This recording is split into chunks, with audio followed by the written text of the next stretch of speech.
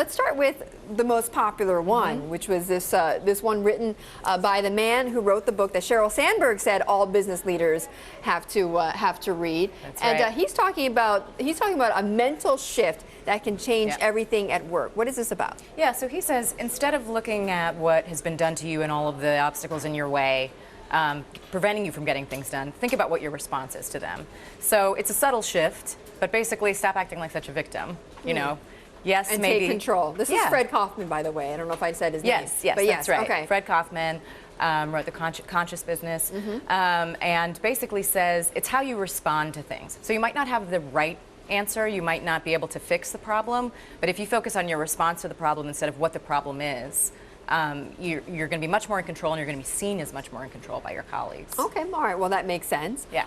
The other story that got really popular, that was very popular, which is another original LinkedIn post, is one from Mike Lazaro, "Don't let a good plan get in the way." Yeah. So he spoke to a lot of business, some of the most successful entrepreneurs and executives, and found out that they don't have, that they never really had a life plan or a business plan, and some of them didn't have resumes, never wrote a resume. I don't know if this would work for most people, but he basically says that what sets them apart is that their lives and their business are so intertwined that they never really stopped thinking about it. Right. So they didn't need to set out a plan and then be stuck worrying about keeping to that plan. So. You can, Well, you hear from a lot of successful business leaders and people in general saying that their life and their career was serendipity. It was never really planned out. So you do hear that quite a bit